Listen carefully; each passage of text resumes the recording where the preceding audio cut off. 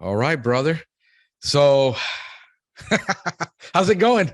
Man, I can't complain. Little bit of technical difficulties, but I didn't have the messenger on my computer. Oh, got it. I was trying to copy it and send it to myself, but I couldn't do it. Oh, yeah, no, usually if you got the messenger is easy for me because I got it right there and then somebody sends it to me and I just click it and it opens it up. I don't have Okay. to go anywhere. So that's why I usually send it to people. Okay. Because it does a little bit easier for them. But yeah, man. So you're Benjamin, all right? So I'm sorry, Benjamin Williams. All right. So Right. Yes, sir. all right. Yes. So you're Pest Ref. You're the Pest Ref. Right. Um, Yes, sir. how did you come up with that name, Pest Ref? Just go, man. If I told you the names that I thought of before, you probably start laughing. But we were just going through No, different. no, I wouldn't. I've done the same stupid things, man. It's nightmarish trying to come up with a name for your company. I Right. sit there with a list of like 100 of them, and you know, Right. So me and my wife were trying to figure it out, and I was coming up with some different names. She was like, I don't like that. I don't like that. And so it's like, well, what can I figure out something very unique, still incorporate pest in it? And I said, you know what? I like coaching football. I like football, period. And so I said, right, I thought about the ref, and the ref makes pest play. I mean, makes the players play by the rules. I was like, Pest Ref Services, making pests play by the rules. And she was like, yeah, I like it. And so my uncle, he had drew something for me, and it was kind of like a referee blowing the whistle. I was like, yeah, I think I'll go with that. And so it we looks just good. I like it. I like it. Oh, it was pretty cool. I was like, he must be into sports really big time. right, Yeah. So absolutely. you're geared to it. Yeah, man. No, cool deal. So and you're in what? How do you pronounce the name of your city? Eustis. Eustis. Okay. I just want to have Eustis, Florida. You're just northwest of Orlando, right? Right, yes, sir. All right, got it. Okay. Yeah, All right, cool. yeah. All right, no problem. So yeah, man. So we talked back and forth a little bit a couple of months back. You had texted me some stuff. I guess you were having some struggles at that point. Oh yeah, oh yeah. I think you were pretty frustrated to say the least. Man, listen, at that point I was like over it. I was just I kind of. know. The way you were writing to me, I said, you want to sell? Can I find a buyer? I said, all right, this is the reality. I didn't know how big you were. I didn't look it up. But then I started seeing your posts of what you were posting as far as needing to get away, getting perspective. Absolutely. And I think you might have gotten that back. So I don't think you called me again wanting to sell it. Oh, yeah, man. It was one of those, situations where I think a lot of people battle it silently. A Where you lot. on that hamster wheel going, going, going, going. And you know how it is in business. As soon as you get something off your plate, you get something back on there. And it's like constantly, you're putting out small fires, big fires, and you get to a point where you're like, man, mentally you're kind of like struggling to try to kind of keep it all together, Right. especially, I always tell people, when you own a business, when you're always dealing with stuff, no matter if it's Saturday, Sunday, Monday, whatever. It Right. could be 10 o'clock at night, 1 o'clock in the morning, you're dealing with stuff. When Right. you're working for someone, you kind of could cut that off. Yeah. When you go home, it's their problem. The customer's not calling you, they're calling the company, you know what I mean? And so when you're opening up your own business and you're starting and you want to just make sure that you over deliver with your customer experience and stuff like that. And Right. if you really care, Right. then you're going to be really, trying to give it your all. Yeah. How long were you a tech before you started up? A little over 4 years. 4 years. Yeah. All right. So let's go for you're still fresh into this. Right. How when did you start? I started back in 2020, June of 2020. All right. So we're at terrible time to start. Yeah, absolutely. Listen. That's hard, bro. You started. I mean, the fact that you made it this long is good because Right. starting up in 2020 with everything that was happening, to some people it was a blessing, and to other people it wasn't because it depends on the market you're in. Right. Some people were like, man, everybody's home and everybody's now seeing bugs and the calls are coming through the roof. Right. Other people in other markets, they saw a decline. I saw a decline. It depends on your market. Right. And so a lot of this was, so you're still fresh in, and let's, for our brothers out there that are they're fed up with their boss, their company, the whole experience, and they're saying, I'm going to start up because I can make so much more money if I start it up and I don't have to deal with all this junk. And they're just have this, what is known as, they're basically just fed up and they're wanting to start up, and they have this idea that it's going to be so much better and so much easier, and they're going to make 100% of all the money because the company is making so much. I still, I've been in that position, but from somebody who's fresh into it, how was your experience compared being a tech and then the reason you started up, and compared to now where you said, I'm ready to throw in the towel, I'm done? So, man, listen, 2 years in. Absolutely. So the whole experience, starting up was very exciting. Right. It's just, basically you're accomplishing a goal that you set out to do as far as starting your own business and, going through all of that.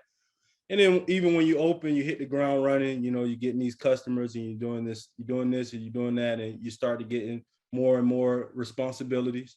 At first, it's very easy, starting because, like you're basically, you don't have as much customers, you don't have as much responsibility, but you start to realize that you have a technical mindset versus a business mindset, and so that's where the difference comes in. So you could be technical minded and then you could be business minded. And I mean, which is fine.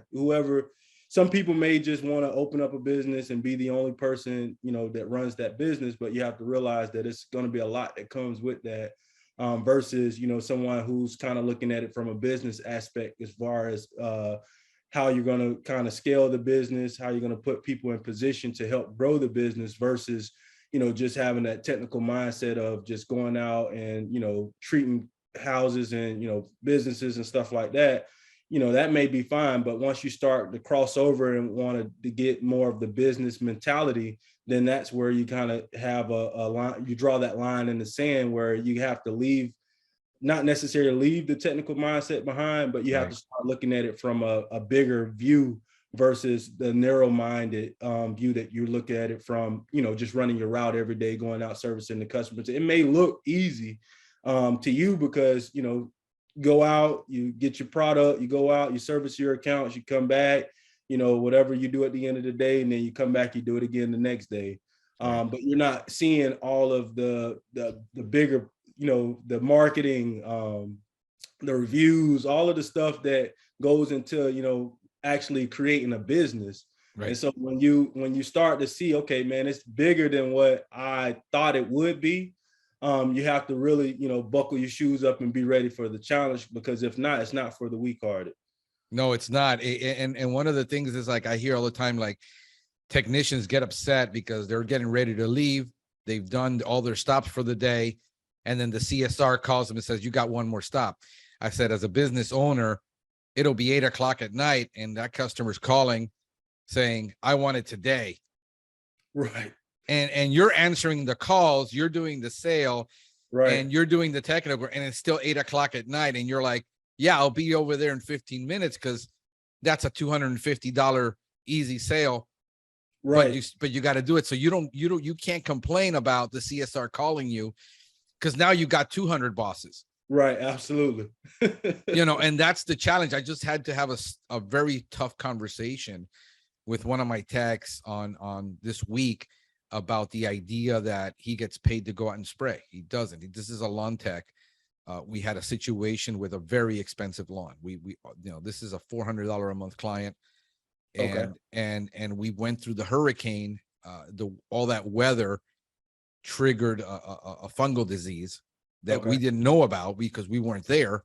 The client doesn't call us and tell us. We show up to the property, and the property looks torn up, and the client is all upset. And I tell him, I said, you can't just simply tell the client that it's their fault because they didn't put on the irrigation, when in fact this disease was actually caused by excess water. They did the right thing. And here's, these are all millionaires. These are not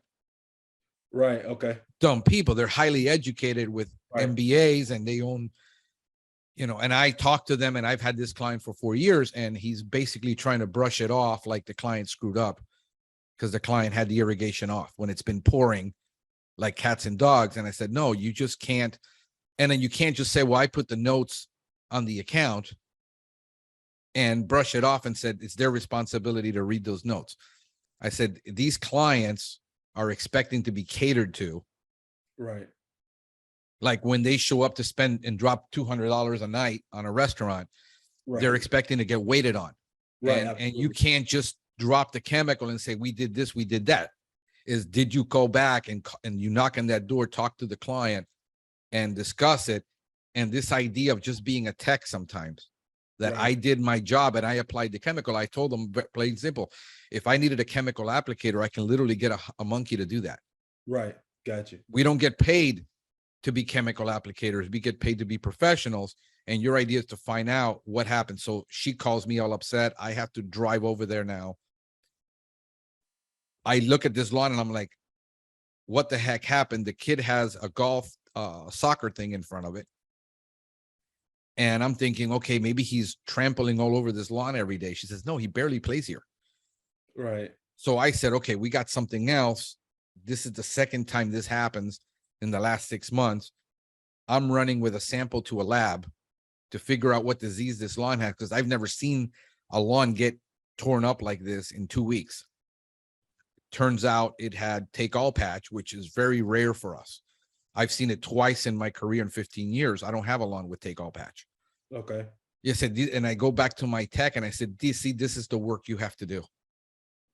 You get an answer for the client. You just don't complain and say you applied the chemical and you did this and it's because of your fault. No, the client is expecting a professional to show up to the property, tell them what the heck is wrong. So I go to the lab, get it, run back, run to the supplier, get a special product, treat this lawn myself.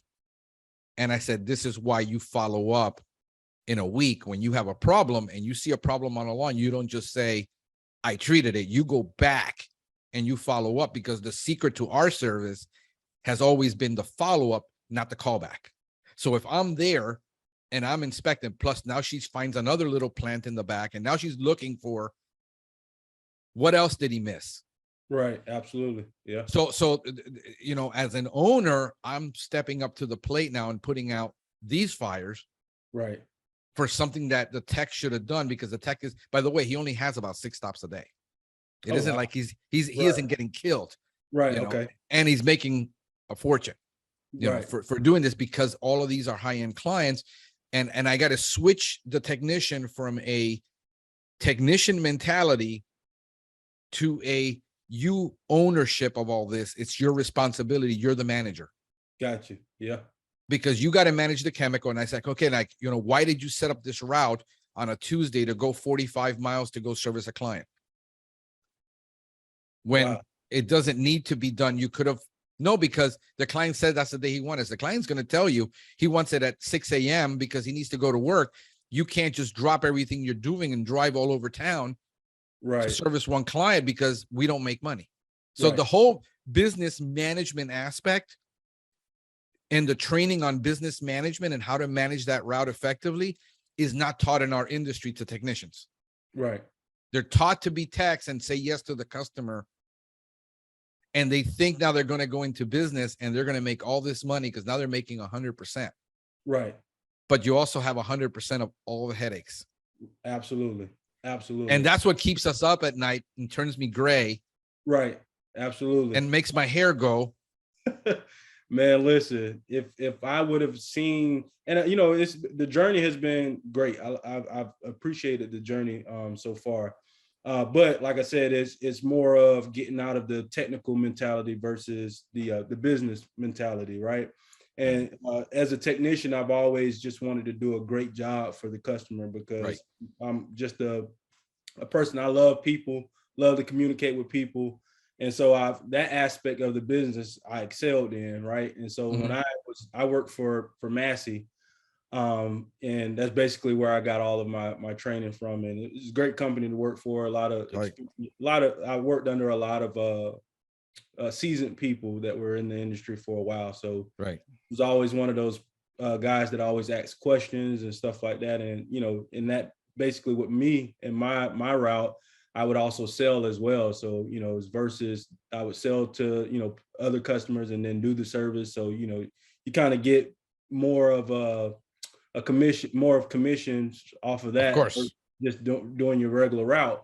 But to bring it back around is just when you start a business, start looking at it from a business perspective versus a technical mentality, because a lot of times we get into it, and I can admit I looked at it as from a technician's point of view versus looking at it from a business point of view. Right. At what point did that light bulb go off? I think for me, I've always wanted to start a business. All through my 20s is just what would I start a business in? I came up with multiple ideas. You can ask my wife; she would always just say, it got to the point where she was like, you know, just do it. I'm tired of hearing about all these different ideas that you have. And so I got into the pest control industry, and I was, you know, looking. I'm like, this looks like something I could potentially do on my own. And as I started doing it more and more and got more confident in, you know, my capabilities of what I could actually do, then it became more of a real thing to me. And so kind of put a plan in motion to kind of exit out of the business that I was in. Of course, everyone knows that, you know, when you work for companies, you do sign a non-compete agreement. Right. So, you know, when you leave, you have to abide by those rules. And so for me, I believe it was either wait 2 years or move 100 miles away from the service center that you were at. So I reached out to an attorney that went over the non-compete agreement for me and kind of, you know, gave me some advice on what to do. And I went out and I worked for a company called Blue Rhino, where I was delivering propane for 2 years.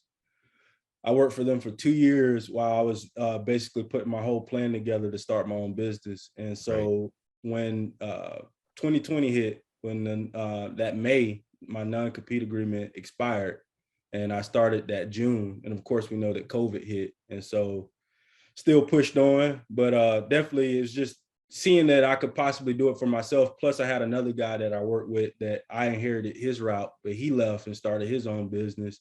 And, you know, that kind of motivated me to the fact that it was possible, because, you know, you kind of hear a lot of different rumors in the industry about, oh, it's hard and this and this. It's a lot of different non-factual rumors that go around, I think, that kind of keeps people at bay at not, you know, kind of pushing and doing their own thing. A lot of those comments come from guys, you know, mostly guys, because this is what's in the industry, of insecure people who, you know, just they can't succeed, and they don't want somebody else to succeed, and everything about them is negative.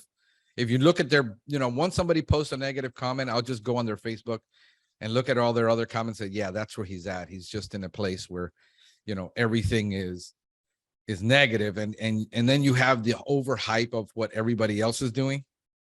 Because on social media and on Facebook and in these groups, it just seems to be like there's either the negative guy or the guy who's just so insecure and having so many, you know, self-esteem issues that he has to over embellish of what he's actually doing. Right. When I know the business, I'm usually in the same market. I said, you're full of it. There's no way you're doing that. And then tell me you're increasing your business for the last 5 years, 25% year over year. Yeah, you don't have a single employee. I was like, mathematically, it's impossible. You can't grow 200% in 2 years and then do everything yourself. Right. You know, you're either double dipping the chip or your math is wrong. You know, it just, you know, so all of this extreme. And then so for guys like you who are looking for the help to actually get started, you can kind of handpick the people that are really doing something, but then they're so busy, they're not even engaging. Because they're just observing all this. They're just there to, you know, sometimes this just becomes entertainment for them. It's just laugh at everybody because they're like, you guys are all full of it. You know, when you have 10 routes, you know what you're talking about. Gotcha. Yeah. You know, so that guy's just so busy. He doesn't have the time to engage with everybody. So trying to get the good advice, then you get the consultants who just are focused on the guy who wants to scale. Right. And a lot of people don't have the stomach nor the mind, Right. nor the experience to scale a business. Right. A lot of these guys that have scaled, that you look at scaling, for those of you that are listening, and this doesn't happen overnight. Some of these guys have already started 2 to 3 businesses before. Right. Yeah. Yeah. A lot of them decided, I can't do it by myself. I'm going to start it up with a partnership with 3 other guys who were all door-to-door salespeople. Right. Yeah. And that's what you see a lot. I see a lot of that. So the companies that are scaling are these guys that came from the door-to-door background, that, some of these guys were lawyers, and they decided to start up businesses. So, this idea of scaling when you've never actually managed a business or run a business, and it's your first business, and then you're the idea also that I'm not as far along as I think I should be because I'm comparing myself to everybody else. Right. Yeah. And not realizing that everybody has potential. It's just that everybody doesn't have the same potential, nor the same market, nor the same opportunity. Absolutely. The fact that you always wanted to start a business, it just says you're entrepreneurial. But have you ever had the jobs that help you develop those skills in entrepreneurship, or ownership, or management? Because if you've been a manager and you've managed several people, now you know how hard it is to hire and fire and manage people. But if you've never known that, where do you start? Right. Yeah. So the whole idea of being patient, that most of the guys that I see that are big, that, actually the old fashioned guys that have grown these companies, they've been at it for 25 years. Yeah. Yeah. So this whole idea of being patient with yourself and understanding that you may not have the same support system they have. Right. Absolutely. There's so many variables. I mean, you got a wife that obviously was for you and said, you need to just shut up and do it. While most wives are saying, no, I don't want to take that risk with the paycheck. Right. Absolutely. Absolutely. So it is a lot of different variables that people just need to be patient and really find those real mentors around them that can sit them down and say, look, bro, you're over idealistic. Right. In your thinking, and you need to bring it down 10 notches to this level down here to earth.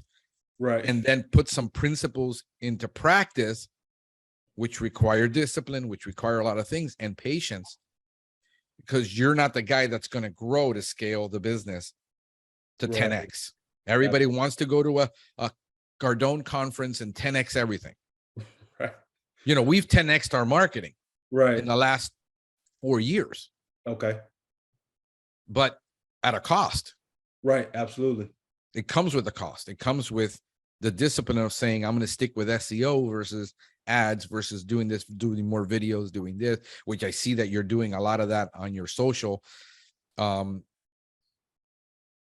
people will say, I don't care to do SEO or to do videos because I want to be a one-man show. And if you're a one-man show, once you get to 150 clients, 200 clients, you're done. And that's easy to do within the first 2 years. Yeah. Or 3 years. And then what? Yeah. Definitely. So that's been the issue. Talk to me about you going on this journey. You're 2 years old. As far as the business goes, is it sustaining you right now that you can pay your bills at least? Right. And be good and not be so stressed? Absolutely. Financially?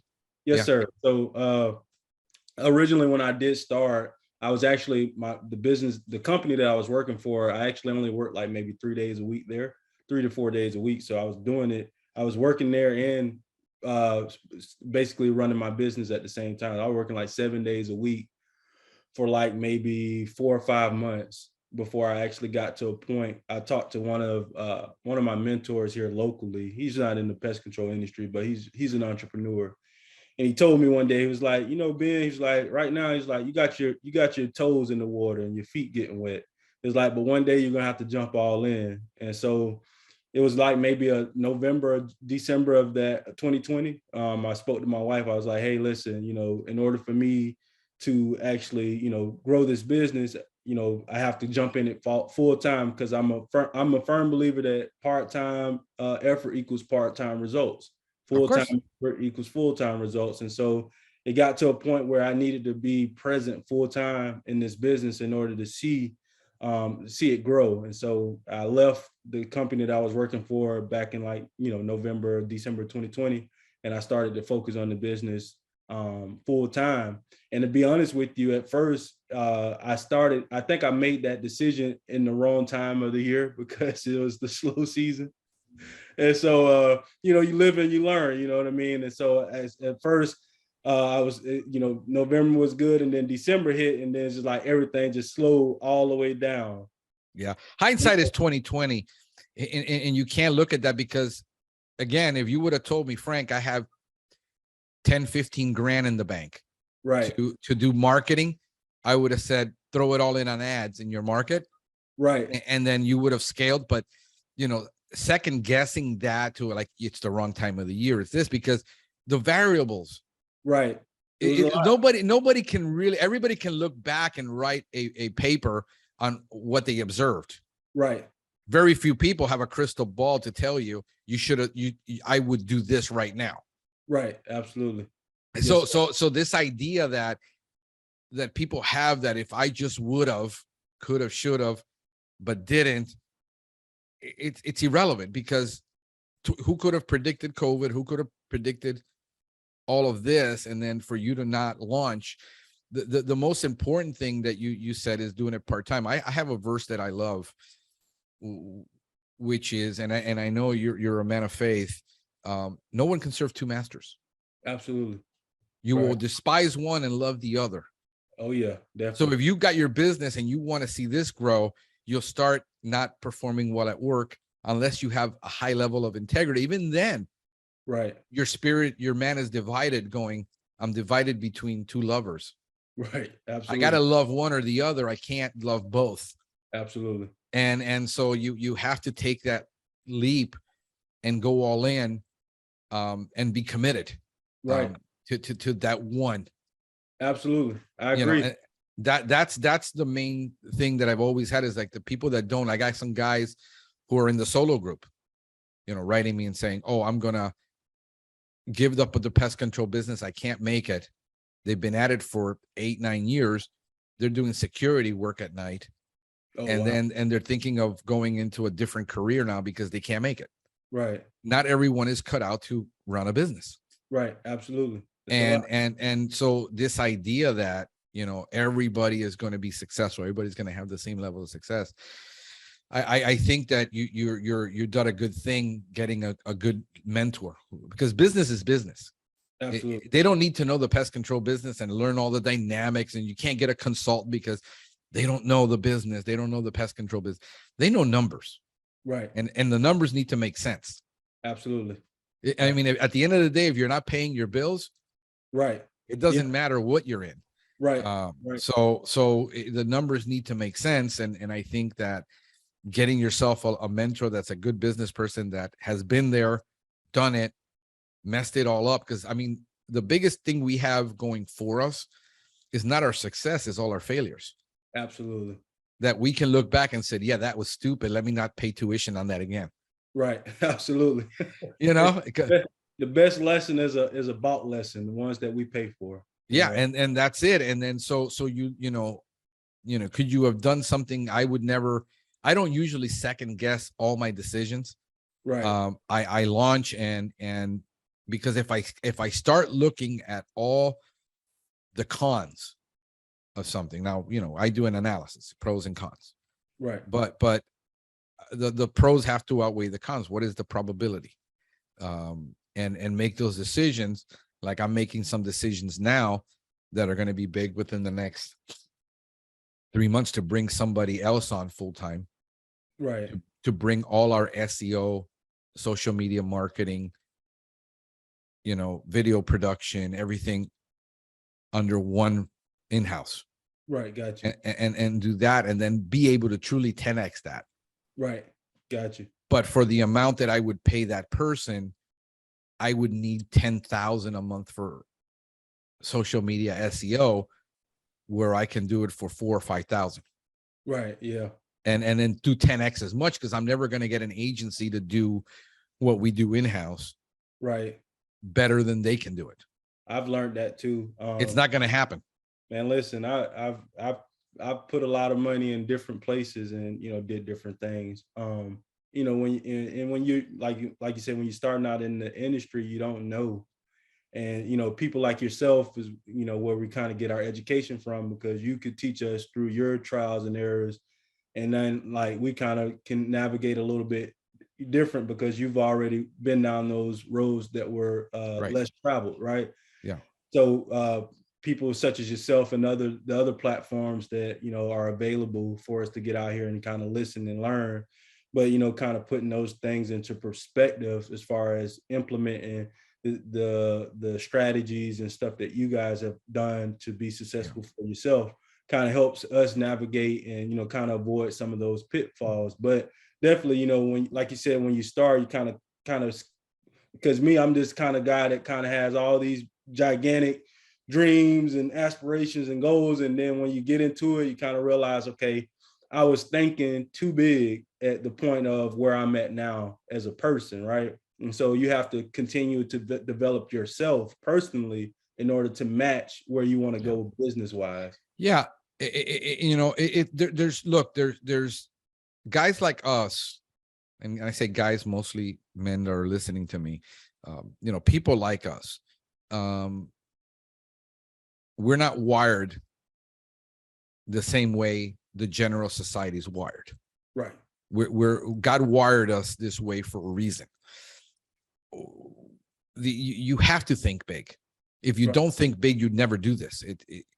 It has to be beyond the scope of a paycheck or what you're going to get on a weekly basis. And I think it's important to have those big, hairy, audacious goals. Right. You put them up on a wall somewhere so that you can still see them. Right. But you have to look at what are the financial limitations I have right now that are keeping me from that. And then you have that as a goal, but you got to put some practical things in place and build, foundation above foundation. Right. You got to just keep building. How long is it going to take you to build? That's what you measure yourself against, not what's took somebody 10 years because of they had the skills or the money or this. But you keep those goals up there. Like I have some big, hairy, audacious goals that I've set, that I've talked about. Right. But then I got to put in the tactics on a daily basis. Absolutely. And then take my strategy and said, is my strategy sound, or was my strategy just something I conjured up in my mind, which isn't really a strategy? Right. See, because we confuse the goals and the dreams and all that with strategy. Right.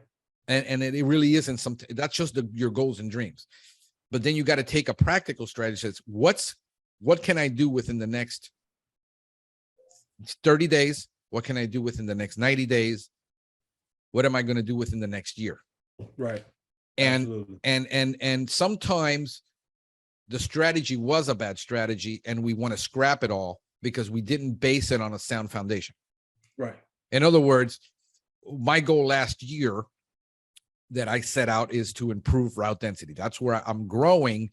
And since I got 2 techs, I'm building up another van now. We'll have 3, God willing, by next year. Okay. But that goal of building that van took a year longer than I planned. Right. As you know, if you've been following me, divorce, right. my mother's death, right. COVID, it was just one sucker punch after another. Right. And I had to delay that goal. Right. That doesn't mean that goal was not sound. Right. It's logical next step to get, once you got 2 routes filled, to get the 3rd one filled. Right. But that took me a year longer. Right.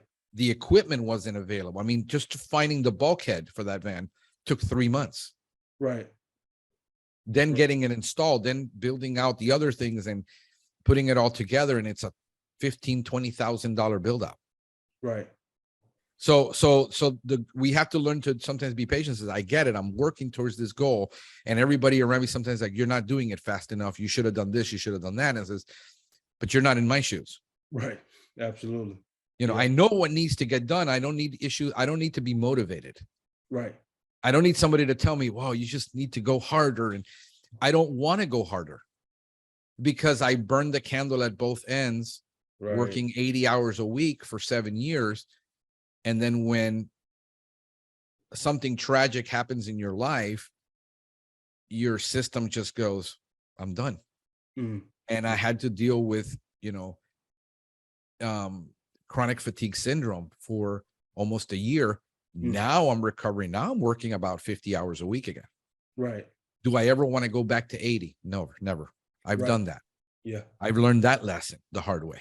Absolutely. So a lot of guys say you need to go hard, and I'm working up at 2 a.m. and I'm doing call services 24 hours. Says, you're going to do that for a season.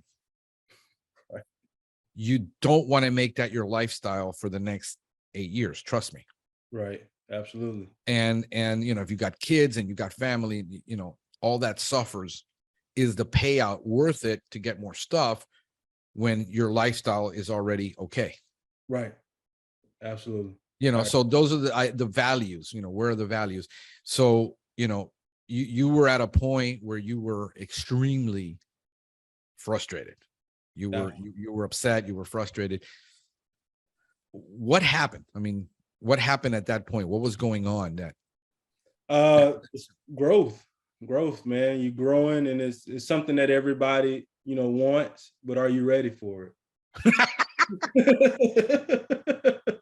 You know, we want to grow, and, you know, be as big as our dreams and, you know, take us. And are you ready for it? You know, are you ready for those long days, 6 days a week? You know, are you ready for that? You know, working 12 hours a day, you know, and just constantly, like when you're the person that's in charge of everything, you have to sell the service, do the service, follow up with the customer. You're answering the phone to potentially, you know, because it's an investment. You know, I'm putting money into this, and I want to see it my return. And so I can't just get to a point where I'm just, you know, slacking and not caring, because that represents the business. You know, so you know, if you want to. I think there's not really a saying, but they said if you want to know how the business is ran, look at the owner. You know, if their life is in a disarray and not, you know, got a lot of going on, basically that's how the business is going to be ran. Right. You know, so we always have to have that balance. But like I said, are you ready for it? Are you ready for the growth in those calls? You know, are you ready for the busy season? Or are you going to get to a point where you're not going to answer that phone because that's a potential customer that's calling? You know, and you've invested your money into SEO and all this stuff. And so when that phone rings and that customer may not, you know, I've heard you say this before, like you want people that are calling for you, that are not just calling to call. Right. You know what I mean? They're seeking you out because of someone told them about how great your company was and stuff. So when they call, those are the people that are going to leave a voicemail. Those are the people that are going to wait for you to call them back. And then you got people that's going to call, and if you don't answer the phone, they're calling someone else. In the minute, right? Yeah. And I live in a city. Miami is not like where you're at. Miami is very shallow. Right. Very self-centered. Right. Very superficial. You know, the typical facade of everything. Right. And so that's what I deal with. We're probably the second largest market in the country right now. You know, it's crazy to think where you're at and where I'm at, that we're in the same state. Right. Miami is not even close to Tampa, Orlando, as far as culture, city, and we're in the same state, and it's a totally different market.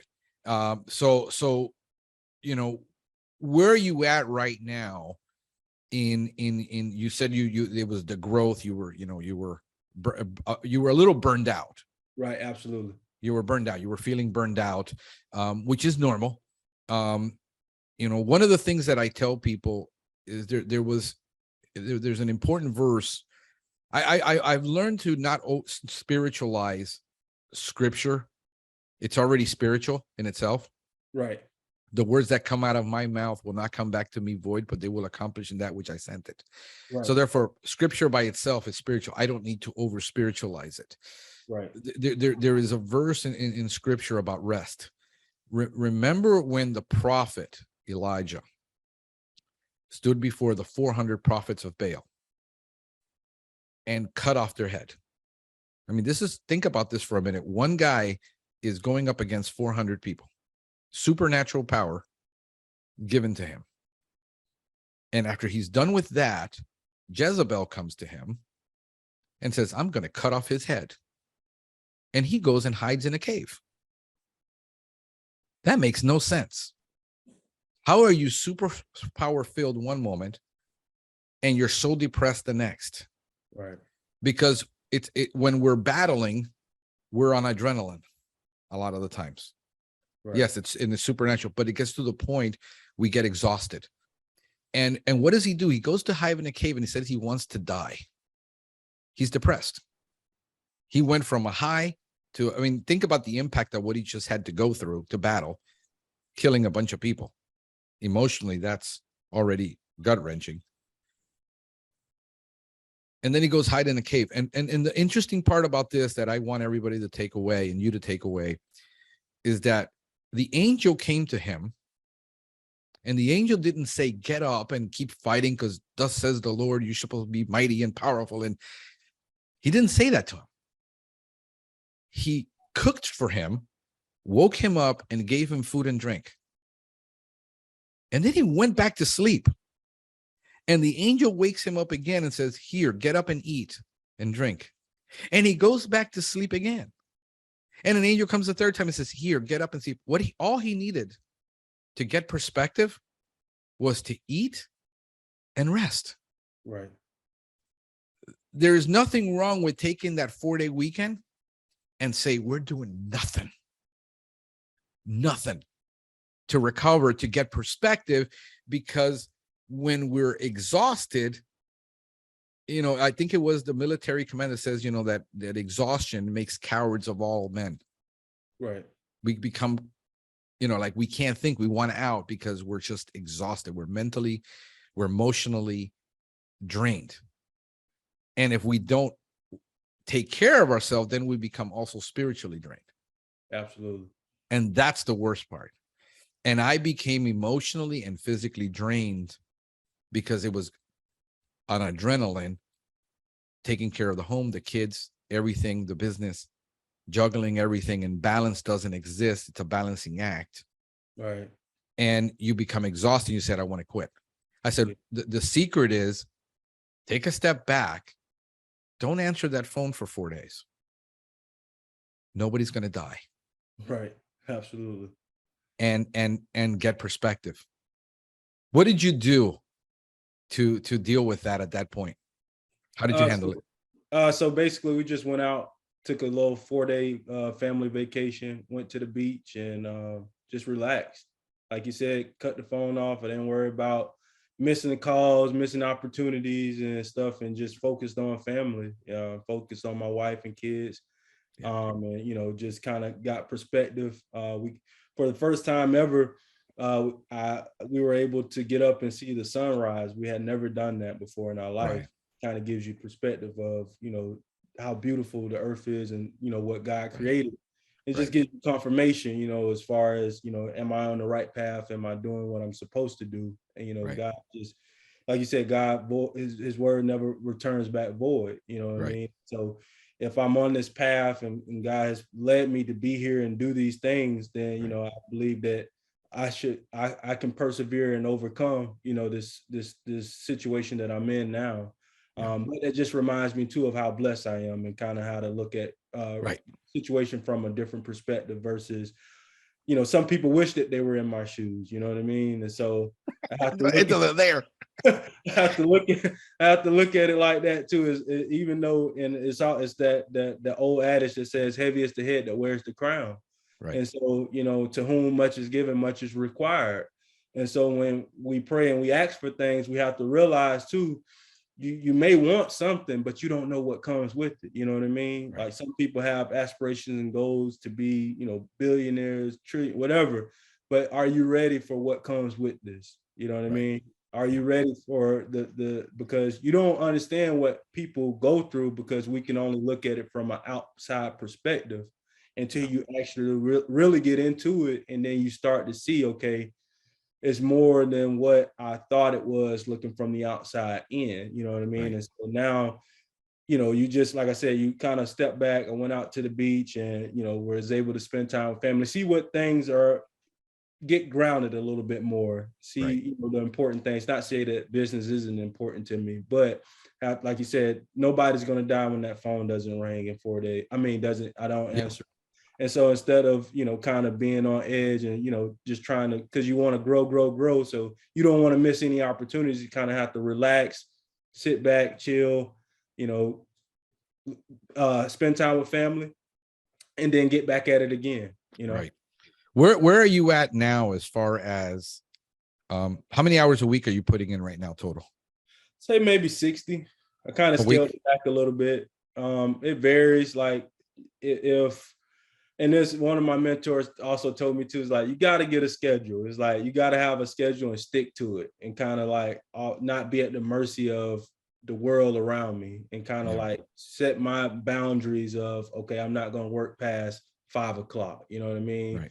If someone calls, as much as I would want to do it, because, I'm trying to grow, I can't do it. You know what I mean? Right. And if they can't understand that, then I don't know what to tell them. You know what I mean? Yeah, but, no, I mean, it gets to the point. Now, let me ask you this, because here's another thing that most entrepreneurs have, which is, God gives you something and he takes away another thing. ADD. Okay. Is a big issue with entrepreneurs. Right. The reason we can balance so much in the air more than the average person is because of it. Right. But it's also the thing that it's kind of like, what was that little with the dog and the old man? Squirrel, squirrel. Right. We get easily distracted. Oh yeah. And so the thing for us is having structure. Right. So I structure like, okay, Mondays, I got to do this podcast. Right. Mondays, I got to do all my analysis for the week. Look at how many calls I got last week. How many did we close? Track everything. Look at all the analytics for everything there on Mondays. Right. And then after that, I'm in the field most of the time. I'm doing sales. I'm answering the calls. But at a certain time, that's it. I cut my phone off. I don't answer generally anybody past 6 anymore. Right. I don't answer on the weekends. Right. I don't. I don't do it. If I do, it's because it's something that's quick. Like if I can handle it over text. Right. Where I'm sending you ask for a quote, I'm sending you a quote. Gotcha. Boom, done. Right. I'm not going to be sitting there and engaging in a conversation for 2 hours with a client, on a Saturday. Like this weekend, I said, we're wiped out. Right. So I said, we're going to go do nothing. Right. And we tried to do nothing. We went out to the Keys, spent Saturday, and then we vegged all day on that couch. Right. Yeah. And and for an entrepreneur that is driven, I had to learn to curb that. Right. Yeah. And I'm driven. Sometimes you feel like you're not doing enough. Because the thing is, you always feel like there isn't enough. I mean, she's another workaholic. Right. It's like we're driven, and when we don't do something, then we feel guilty. Absolutely. That we didn't do enough, because the whole idea of one more sale, I come from the sales, just do one more sale before you go home, do that one more deal. Right. Then it becomes like it's never enough. It's never. And then the next day, the work is all there. And I said, it will wait till Monday morning. It's going to be there when I wake up on Monday. It's going to be there when I wake up on Tuesday. Sufficient is the day for its trouble. Do not be, that's making more sense to me today than it did when I was in my 20s. That why are you worried about tomorrow? Today has enough problems in itself. Wow. And I love that. I love that verse. Yeah. So you're thinking about, because we're always in the future. Right. Absolutely. We don't live in the present. I mean, it's very hard for people around us to understand that as entrepreneurs, we don't live in the present. Right. We live in the future. Right. We're always thinking about the next thing that we want to do and accomplish and do. And it's very hard for us to get grounded. Right. Because our head is always in the clouds. Yep. And it's so we have to intentionally do that. Right. But it's so difficult. So yeah, so that whole 50, you're working about 50 hours a week. Are you at that point yet where you need to start seriously looking at hiring somebody part-time? Yes, sir. I am. Okay. Yeah, as far as like, how many stops are you personally doing a day right now? I try to manage it to about maybe 9, you know what I mean? So I could kind of, if any sale calls come in, I can add them to, my day. Because that's basically where my niche is that, same day service. Yep. I saw that in your Facebook posts. Right. You need to bring that to the center of your website. And the thing is I'm actually in discussion now because I work with field routes, and they were basically explaining to me, because I wanted to put that basically where, when you click on my website, that you see that in the header, right? And is Lobster Marketing doing your marketing? Yes. Okay. So well, now I kind of parted ways from them, not as far as the marketing. They're doing my website, but I had the business SEO package for, the last year, and I really haven't seen. I'm seeing your numbers. They're not impressive. Right. Yeah, I haven't seen any. So where are you paying, like $299 a month? Oh, no. More? I was like over $700 a month. Yeah, I'm looking at your numbers. I mean, your number one keyword that you should be ranking for number one is pest control Utis, Florida. You're number 7 and number 9. Right. On the market. I mean, you're doing good on the maps where you're number 2. Right. But the blogging that they're doing, which I saw your blog and the pages they're writing, they really aren't. They're just putting the content out there without any effectiveness, because it's not enough content on the page.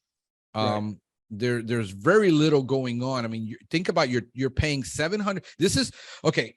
This is where I'm going to bring it in for those of you that have been following my rant on SEO. Right. For the last couple of weeks of why I get so pissed. Right. Because what is happening is you got a young business owner. And young, I mean, in the sense of he's a new business, and he doesn't understand SEO. Right. And then he gets charged $700-800 a month for a year. Your website has been up for 2 years. I see the analytics. You're getting 21 clicks a month to your website. Right. You're spending $700 a month on SEO.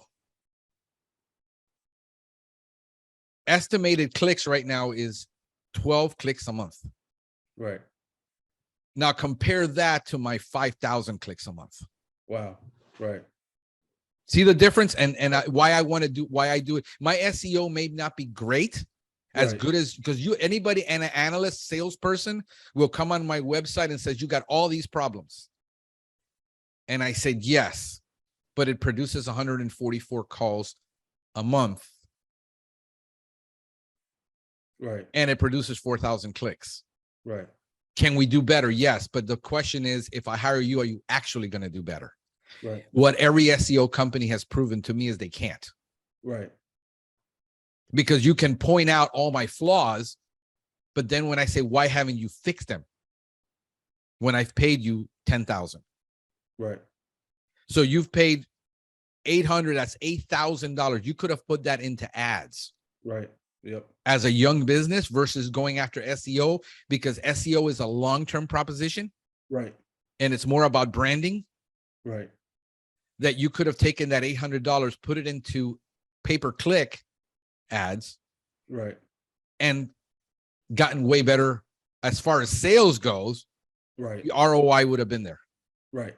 And this is where I have a fit, where people are like, why are you so upset? Is because of situations like yours, where somebody the ROI isn't there. Right. And at the end of the day, when somebody tells me we're going to get you this, I said, after a year of spending $800 a month, in order for me to get $800 a month times 6, it needs to produce about $5,000 a month in revenue to make my ROI to be there. If you can't produce a minimum of 6, which if you're worth your salt, you can get me 10. Right. After I've paid you $800 a month, the ROI isn't there. The problem is with SEO, they tell you, well, you have to give it time. Right. Absolutely. You have to give it time. Right. I get it. But for a small business owner, SEO, for a guy who's going from 0 to himself, SEO is a bad investment. Right. Unless all they're doing is GMB. Right. If you're doing Google My Business for my GMB so I can rank locally, but that shouldn't cost more than $200 a month. Right. $300 a month in your market. Right. And then, for you to have 211 organic keywords with no backlinks. Right. They haven't done a backlink campaign, which they should have. I'm looking at how you compare.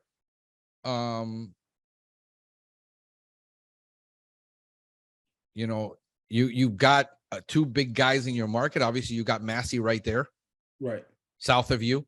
When I look at all this and I'm like, why should I do SEO?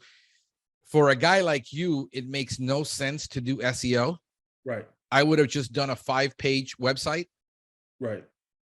And driven enough information for people to make a decision, which should be, marketing, a pest control quality service at an affordable price.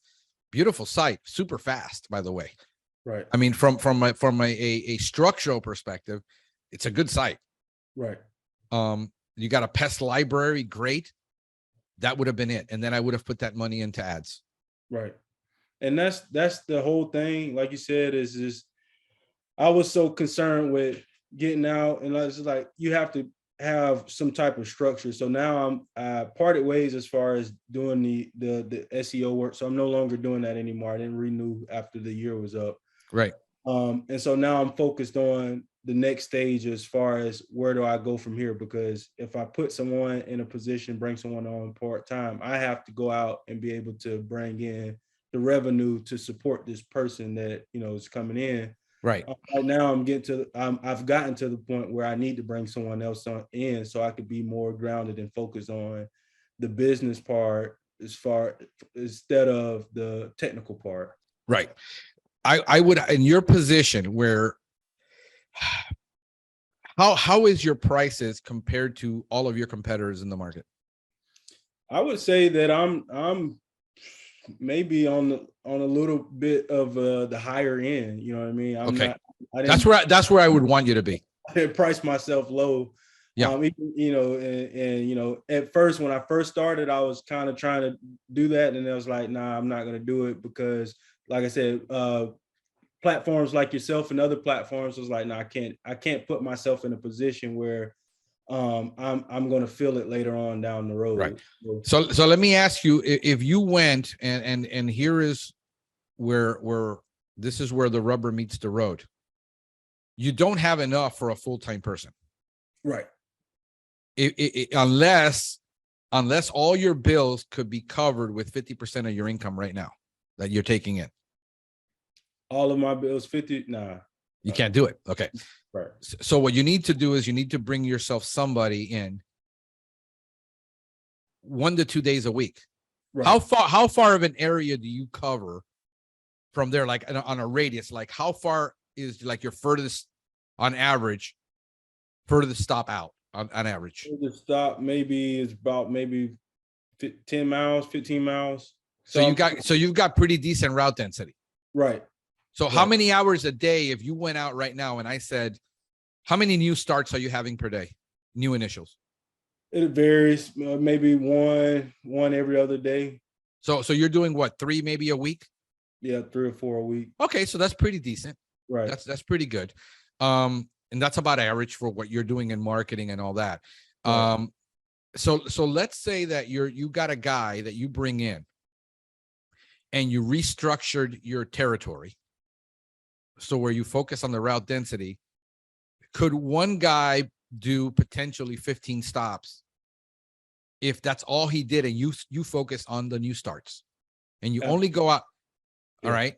So now you can hire a guy 1 day a week and he can produce twice as much as you can. Right. Because he's not answering the calls. He's not doing initials. He's doing maintenance work. Are you primarily an indoor outdoor, or are you primarily outdoor? Like just Outdoor. do exterior service only. Right. Call me if you have a problem. Right. Exterior.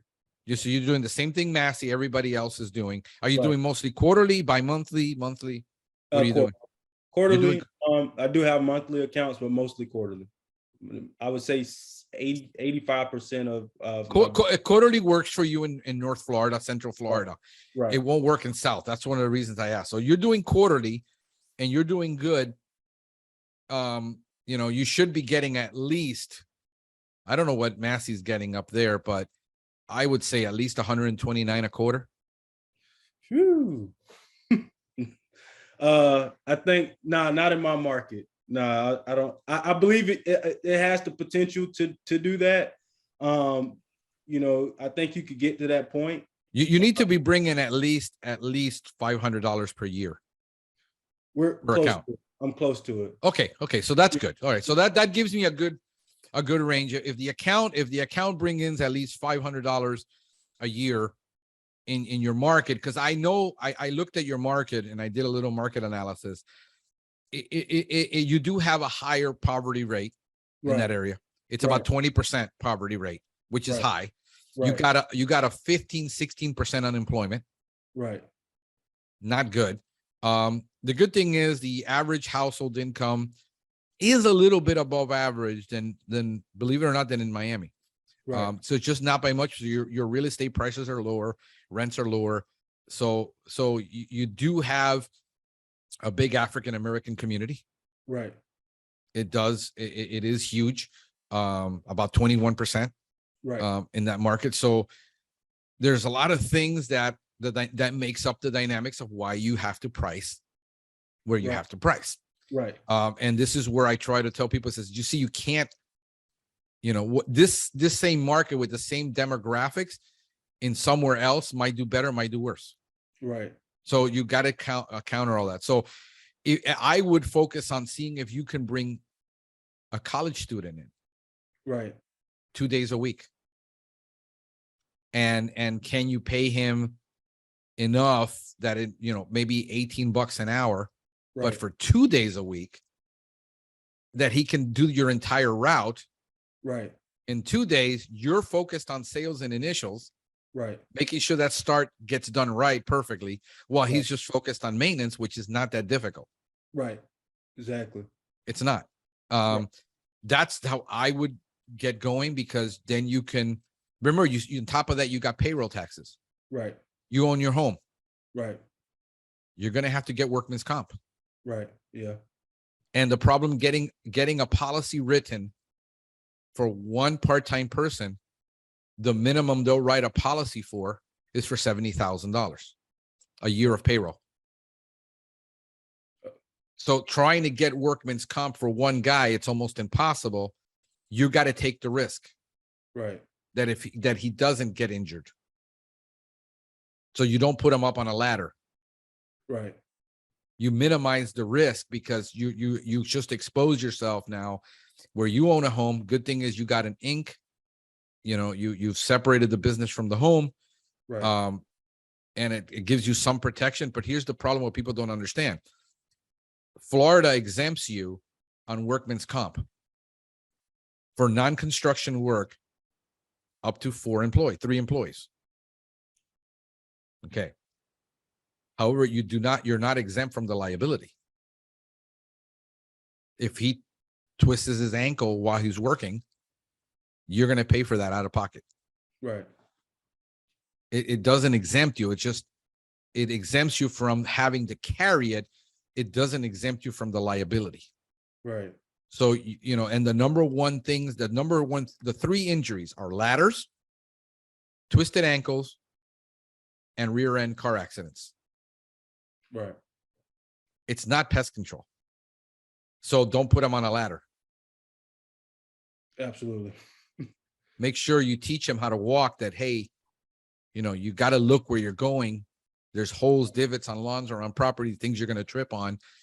You don't want to be in an accident. Right. So those are the things, don't text and drive, just focus on the road. I'm not going to be calling you, asking you where you are every 5 minutes. Right. But if you work on your route density, restructure your route, bring them in 1 or 2 days a week, hire a college student. Right. They can work 2 to 3 days a week. If you pay them well enough, they can focus on their schoolwork. They can focus, and that's why, because it shows a lot of responsibility for a person who's in college. Right. Yeah. Somebody from your church that might need that part-time job because they're only working at their work now 4 days a week. The economy is tough. Companies are cutting back the hours. Right. I'm seeing that now. Yeah.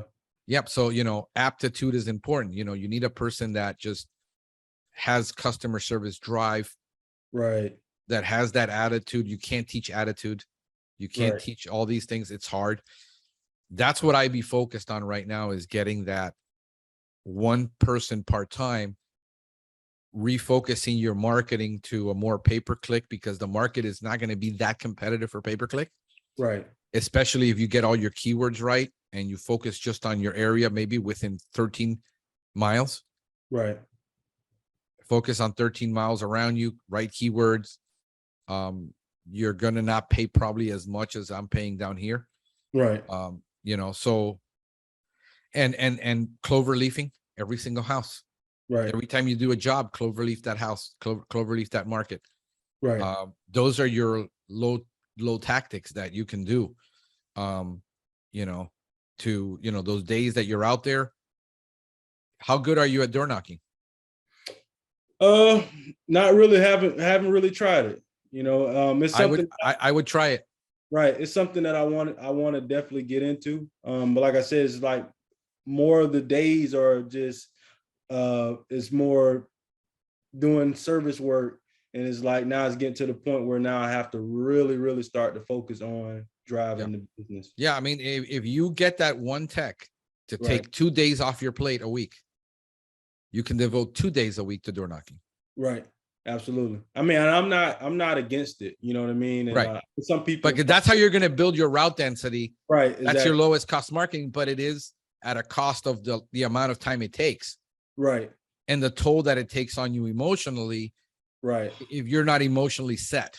Right. Absolutely. To receive massive amounts of rejection. Right. Absolutely. On a daily basis. And what you got to get through is, thank you for the no. Right. Because that frees me up to go to find somebody else that can tell me yes. Right. Absolutely. Yeah. It's all a psychological game.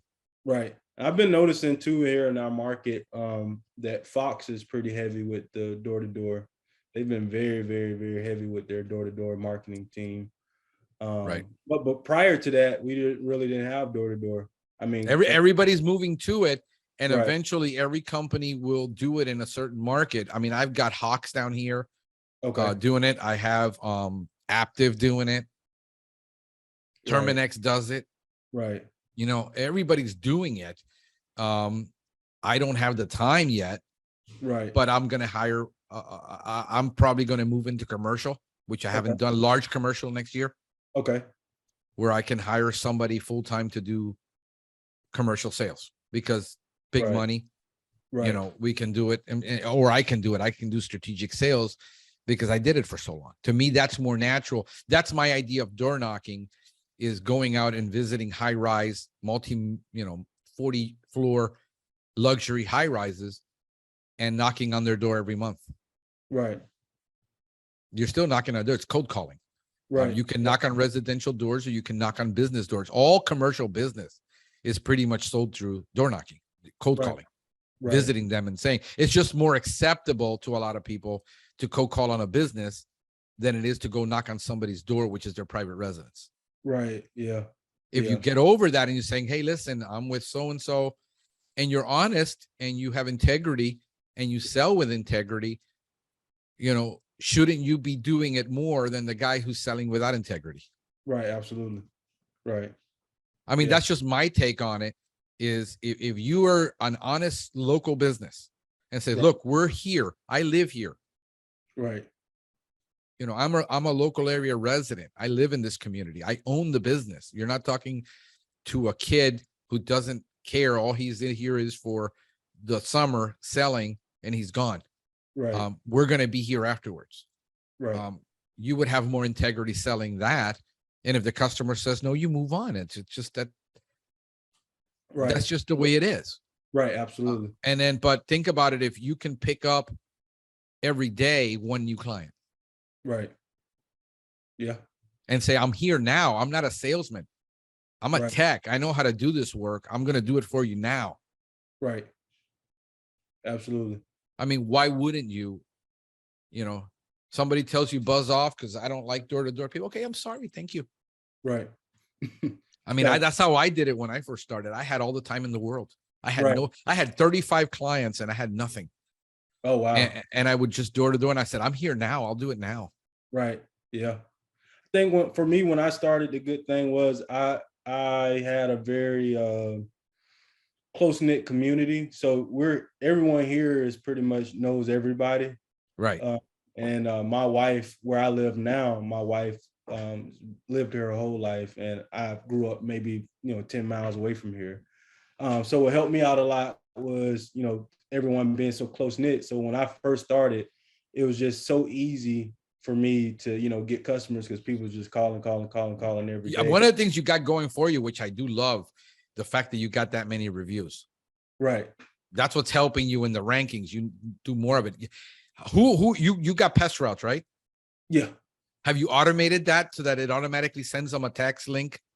Right. So they get a link after the service. So, but what I've been noticing is I've been having to ask for the Google reviews myself, because a lot of the reviews are coming on, through the Pest Routes, through their own personal review. Yeah. What you do is you deactivate that.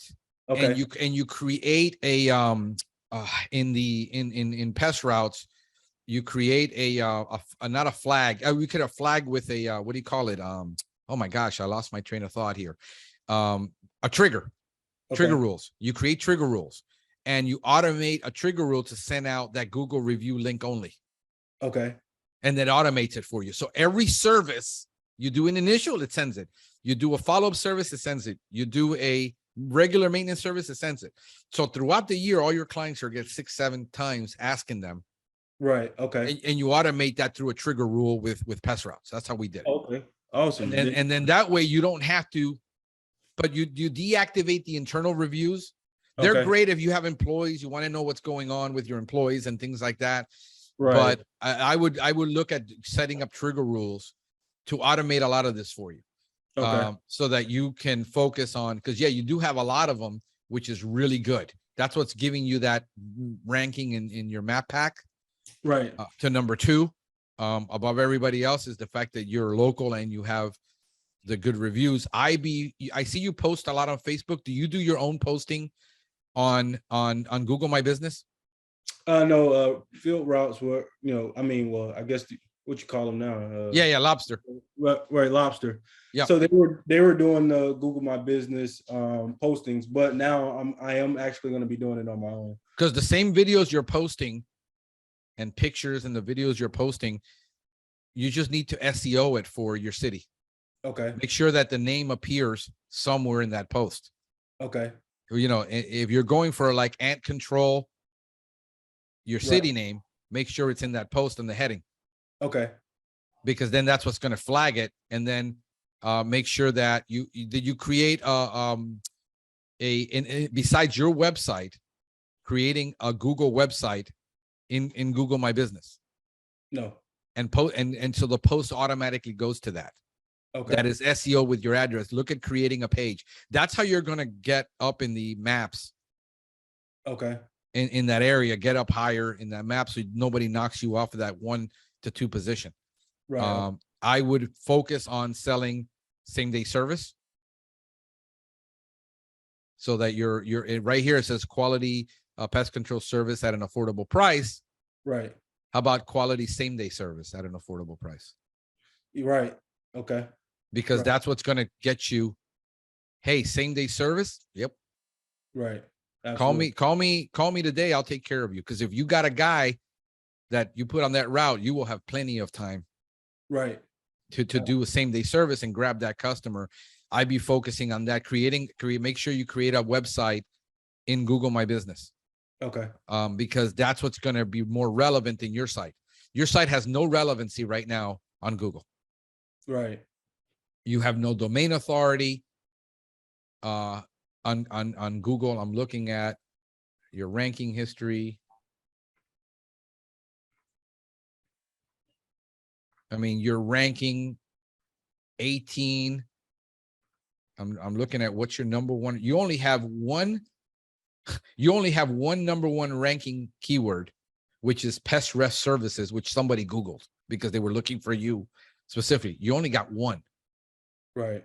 You're ranking 7 through 19 on every other keyword. If I was paying in a little market like this with 3 competitors, and I was paying $800 a month to rank 18 and 20, you have no number one ranking keywords. Nothing.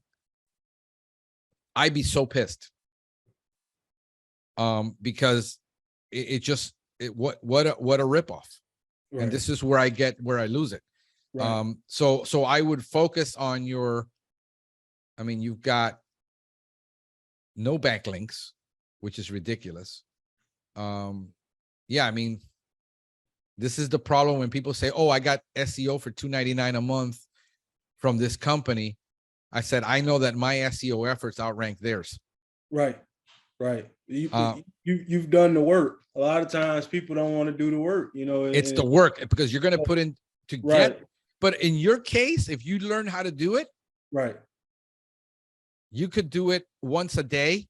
Right. Focus an hour on writing one page, really well written one, because you don't need that many words, but I'll be writing 600 word to 1,000 word post in my pages, getting the backlinks. I would do an analysis on your where you rank as far as, I don't know what your directories listings are. I mean, your NAP on if you're not on the directories, they should have done that for you as part of that NAP, which they said they would do for me. They didn't do it. It was all wrong for a year. I kept, asking why isn't it fixed?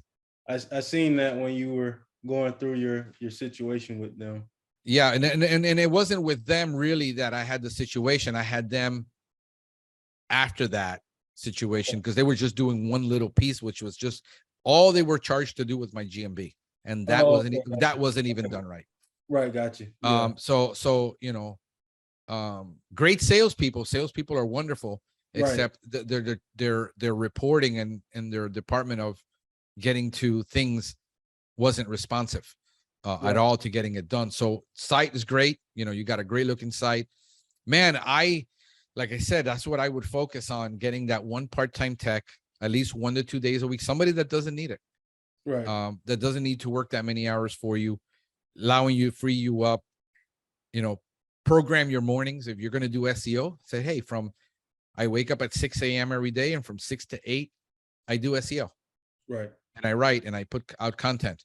And then I go out on the road and then I do these initials and I handle all the sales calls. Right. And now you got a guy who can run 2 days a week.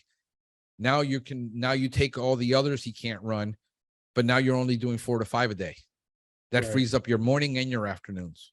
Right. You might be able to do some coaching or something. I don't know. Right. Free you up some time to do something that maybe clears your head.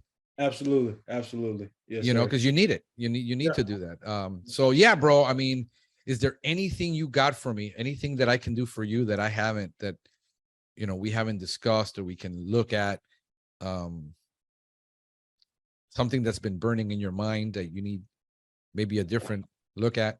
Well, I think you pretty much answered the question, as far as like how to transition from, being a one-person show to, scaling and, bringing someone else on. That was the biggest thing that that I wanted to figure out for myself is, Yeah. that pretty much for me, that's the next step.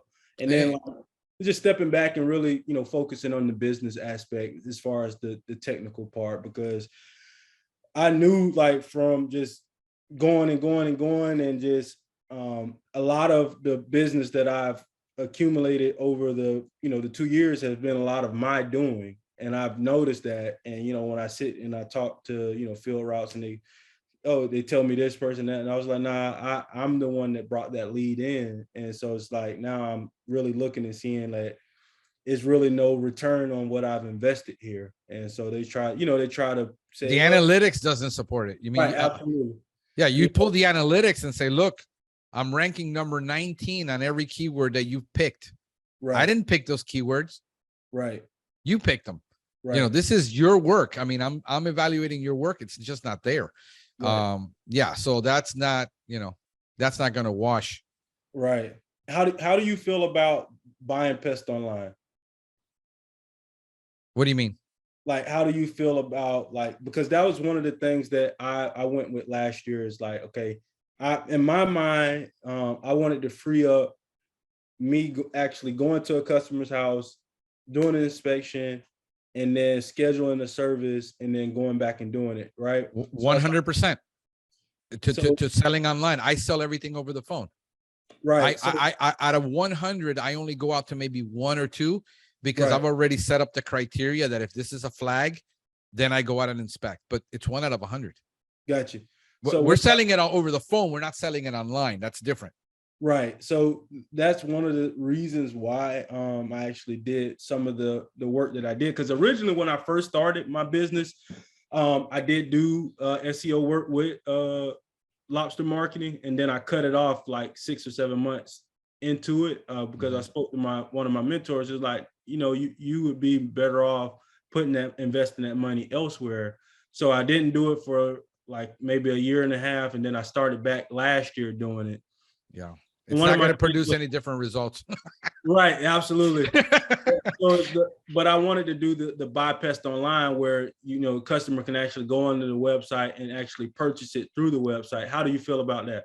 Okay, so here I'll give you what you need to do. You don't have nearly enough traffic. Right. 12 clicks a month. Right.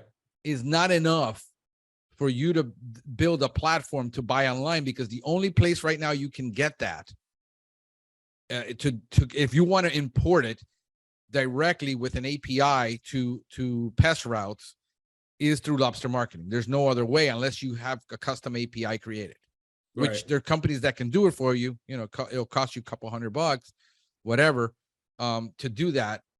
What you have right now is, I would change that contact us to get a quote on your button on your website. Right. And then you got to create content. In other words, when you're writing, is your writing on your website geared towards marketing or information? Right. In other words, are you creating a real sales funnel so that customer is buying online, has enough information to make the order? Or are you giving them information? Right. In other words, so I got your website up right now, and understand that it's not a criticism, it's an observation of what you have. So I click your logo and I said, providing residential commercial pest control to UTIS and the surrounding areas, family owned and operated. And then reach out to us today. So your call to action is right there, except where do I click to contact you today? All right.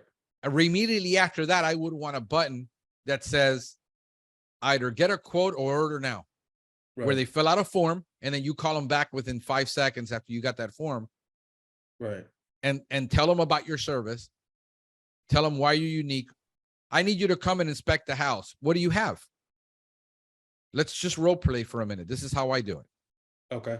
Customer comes in, I need you to spray my house for bugs. 99% of the time they say that. I need you to fumigate. I need you to spray my house for bugs. Right. Okay, let's talk about your situation. What kind of pest problem are you having? And he says, well, I have ants. Okay, great. How long have you been having this problem? A couple months. Okay. What have you done so far? Oh, I've sprayed with this Ortho Home Defense. You made it worse. What? Okay, tell me about the ants. Are they black? Are they small? Are they red? What do you have? Little tiny ants that are all over my kitchen. All right, so you got ghost ants. Right. All right. How many ghost ant jobs have you done in your career? Man, countless. Right. Yeah. Do you need to go and inspect for ghost ants? No. I said, Right. listen, ma'am, I've been doing this much. This is the second largest ant call that we get. 50% of all the calls are this ant. Here's how we're going to solve it for you. Here's the price. And I can be out there. If you tell me yes, I'll be out there in 2 hours. Right. Done. You don't need to go inspect. I mean, if you're doing termite inspection, I would understand. Okay. But for ants, you're going to do there 2 services. You're going to do your service now. You're going to follow up next week. Right. That's it. Here's our price. Here's what it costs to do that. And here's our ongoing maintenance program, quarterly service for this much. Right. Is this something you want to do right now? Yes. Let me send you the contract, Right. the agreement, the service agreement, the quote, whatever you want to call it. Approve it for me. Put your credit card on file, and we'll be out there today. Right. Same for German roaches. Is doing a German roach infestation, whether you determine it's a medium or a heavy infestation or a light, going to change your protocol and how you do your job? No. It doesn't change. You do the same thing over and over. Right. So here it is. Here's the way I sell German roaches. Listen, how long is this problem going on? Well, it's been going on 1.5 years. We tried everything. We fogged. We've done this. That's a heavy infestation. Right. By having the conversation with the client, you already know what you're up against. Right. They've already put out the bait, the tablets, the foggers. It's a mess. And Right. you're going to have to go out there 2 and 3 times. Right. Here's our price, because here's why. I just did a video on that I'm putting out on German roach biology, analyzing a glue board, and why a one-time service will never work. Right. We got to deal with the nymphs. We got to deal with the eggs. Right. So there's absolutely zero need for you to go visit a client and not sell that over the phone with confidence if you know how to explain the problem here's your problem. Here's why that ant is so difficult. Right. Here's the ant behavior. It's a tramp ant. It goes from here to here. It makes multiple nests. Right. You're spraying here. You're causing it to move. Here's why our service is different. And here is why I'll solve it for you. An average of 2 shots, we get it done. Right. And here's the price. And then you shut up. You don't say another word after you quote that price. Right. You've already given your presentation. Right. Once you quote the price, it's done. Right. The next question is, I can be out there today. Right. Can you approve that? Yes. Send it off, get her to sign it. As soon as she signs it, go out there and get it done in the next hour. Right. Okay. Your unique selling proposition, competitive wise, is going to be that you can offer same day service. Right. And the fact that if somebody calls with a problem, you also give them same day service. Right. And that's what you sell. That's what I'm able to sell right now, because if you get another guy to help you, you will have plenty of time to give same day service when somebody complains. And that's always been my USP. Right. Is the fact that when you call us, we try to get out there the same way I went out there to get your business. I'm going to go out there to keep your business. Right. Absolutely. Right. And that's it. So there is absolutely no need for you to drive all over the city, waste an hour of your time at $150 an hour that it's worth. Right. To get $150 initial service. What percentage of your business right now, if you analyze it, really, if you've looked at it, actually stays with you on a quarterly basis for a program? I would say at least 75%. All right. So you got a pretty good retention. Right. Your one-time services, are you charging them as one-time services or the same price as you're doing your initials? No, it's one time. Okay. Because you need to price it higher. Right. Absolutely. Yep. Then to get I them. was actually thinking about increasing it even more. But I'm not, like I said, I'm not afraid to have my prices be a lot, more, because I don't want to be looked at as and when people, the psychology of pricing, where people can't choose why they're going to buy from one or the other, price, believe it or not, the higher price for those who are looking for quality will usually indicate that it's higher quality, even though there's nothing to back it up. Right. That's why these door-to-door companies get away with charging exorbitant fees. Oh, yeah, definitely. And because they're good salespeople at creating the value. Right. Not because the customer doesn't know if that service is any good until they actually try it. Right. Absolutely. Right. You see, that's the difference. So this is where a lot of you guys just won't get it, that the fact is that you got to be salespeople. Right. If you have a better service, you should be selling better. Absolutely. I agree. You shouldn't be like, oh, I have to sell it for less because I feel I'm ripping the customer off. If you're providing a higher quality service, you're providing better results, you should be charging more. Absolutely. And that's the whole thing. So we play around with our pricing depending on what we see. Right. And I'll bring it up or down. Right. Like right now, we increased it again. Right. But I can look at I just did an analysis where I analyzed every month on sales for the last 3 years overall. And I increased my pricing overall over the last 3 years, over 30%. Right. Overall. Right. So that's, that's something you need to do, to understand your numbers, know where your competition is, call everybody in that market, find out what their one price time pricing is, find out what their regular price is on maintenance and quarterly, and increase it by 10 to 30%. Right. And stay above that because you're offering that quality of service. Right. That's what I'm local, I'm offering this. But that's what I would do. I would be changing a little bit of the vocabulary on your site from contact us to get a quote now. Okay. And then that way you call them back immediately after they get the quote. Yeah, you got a pest library, great, all that, except none of that sells. Pest libraries don't sell. They're not. Right. Commercial pest control doesn't sell. Home pest control doesn't sell. So you need to have a site that if you're going to do online sales, it's an online sales site, not an information site. Gotcha. In other words, it is focused on marketing and sales. Gotcha. Right. Look at companies selling online. Right. They sell online service. Look at SE, look at them. Look at Lobster Marketing's website. Look at Pest Route's website. It's not an information site. It's a sales and marketing site. It's geared toward getting you to commit to something. Right. Absolutely. So that's what you need to, if you want to sell online, but I'd be focused on getting them to click it, giving you the quote, focus on changing the vocabulary to same day service at an affordable price, and doing that, and then getting the button that lets them instantly click that so you can get more of those online customers that don't want to talk on the phone. Right. And then that's how you do it. And you call them back anyway. Right. Because, you want to have the conversation, at least. That's what I do. I get it done 5 to 7 minutes per call. Right. Yeah. Once you learn to answer all the calls, it's very simple. There's not a whole lot you need to, and understand pest control is transactional. Right. You're not selling high-end jewelry or a car or something that somebody needs to feel. It's really about their feelings, how you communicate, how you calm them down, the ease that they have to dealing with your expertise on the phone of what you know. So when you ask those pertinent questions, it lets the person know that they got somebody competent on the other end, not a CSR answering the phone that doesn't have the first clue of what it takes to do pest control. Right. So when I take them through that process, they understand they're not talking to a CSR. Right. Because what I get is, wow, I called 5 other companies. None of them had asked me this or talked to me. I'm still waiting for the salesman to call me back. Right. I get that all the time. Yeah.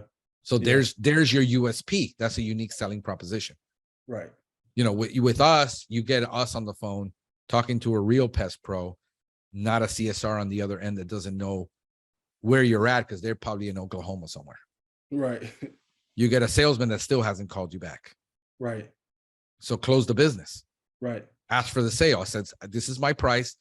and I can be out there today by this time and close the business and ask for the sale. That's what I would be doing. I ask everyone for the sale. Just Right. Some will, some won't. So what? Next.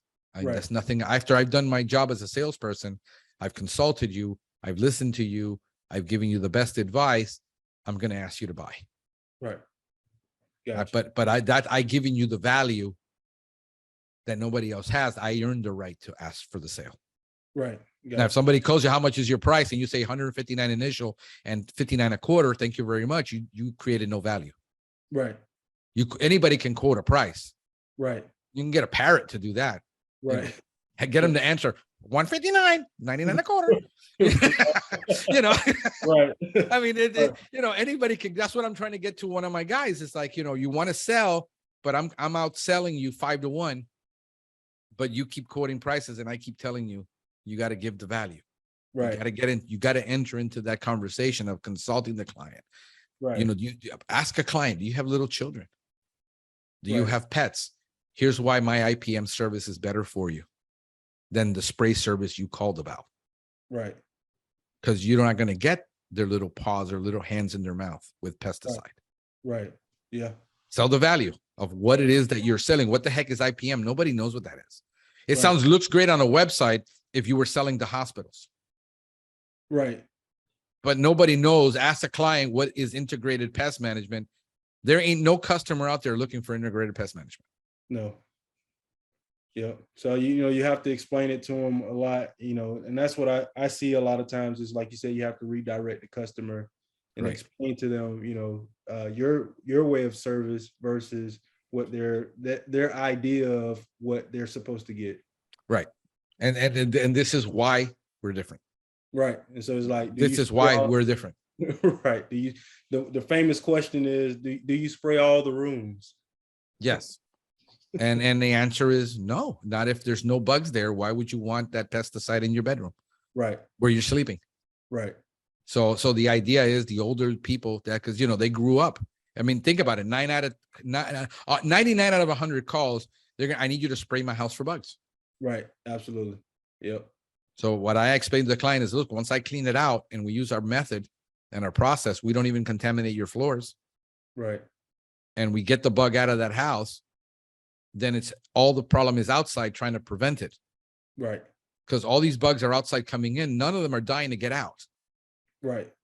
You would have gotten rid of them if they were. They're not. They're all outside coming in. So the reality is we only need to treat the outside. Right. And then we sell that exterior service only. But yeah, man, I mean, I think, I think that, you can do 100%. That's how I sell all of it. I don't go to anybody's house unless, like, I just closed a $15,000 a year deal. Right. Got you. That requires a lot of finessing. Right. It does. That was me 2 hours there on their property talking to them. Right. And then going in and being there when the initial tech was going to go do all the work and making sure that I supervised that start. Right. And then following up with the client, because every time we're going to be going there spending, they're going to spending about $15,000 a year. My average client spends on lawns between the minimum. I closed that 120, but once it's a $400 or $500 a month client, it's going to require me to go there. Right. But I don't have to go for a roach service or an ant service. Right. It's not required. I mean, it says, why do we need to go? You already have ants. Right. You already know that. Right. Absolutely. No, but I want to know how bad is it? It doesn't matter. Right. We need to solve it. And the reality is we still have to go 1 to 3 times, usually 2 to 3 times to get it solved for you, because nobody can solve it in one shot. Absolutely. But they've already had 3 other companies that tried and failed. Right. So sell against that, because you already know, in other words, if you make a list of all the questions, all the frequently asked questions, there's usually 10. Right. Yeah. Everybody asks the same question. Right. There's 10 basic questions you need to answer. You make a list of all those and you answer them all in your FAQs when you're doing your sales consulting, because you're not doing a sales presentation, you're doing sales consulting. Right. And you're educating the client, and you get that over and over, the same 10 questions, get them answered. Right. then then you've done your job where you handle all the objections before the objection comes up in your presentation. And then the only objection is the price. But if you've done a good job of presenting all the value, then the price is not really that big of a difference, because your price usually up or down 10%. Right. Unless you're asking for double, which is what we do in a lot of cases. People say, well, what's the difference between you and these 3 big companies that I called? Because your price is double theirs. See, my job as a salesman gets harder at that point. Right. But if I answer why at the beginning in my sales presentation, I overcome all those objections before they come up. So the reality is they understand why they're paying more. Right. But I've already dealt with that in my presentation. Right. So if you're still looking for a $65 spray guy, it doesn't matter how good my presentation was. Nothing is going to overcome that objection, because the only thing you're fixated on is that, and you wanted a spray, and you don't care for the eco-friendly, you don't care for the IPM. It worked for grandma, it'll work for me, and I don't care. And then there's nothing to overcome. Right. You can't do a thing for them except let them go on their way. Say, well, thank you very much, because I got to answer the next call that might say yes. Right. Right. That's a reality. Absolutely. Yeah. So yeah, man. So anything else I can do for you, brother? Well, sir, man, definitely. I appreciate your time today, man. I thank you for, reaching out to me during that time I was going through, and, having some encouraging words. I appreciate that a lot. And I did pray for you, bro, because I do pray for people when it comes across. So, right.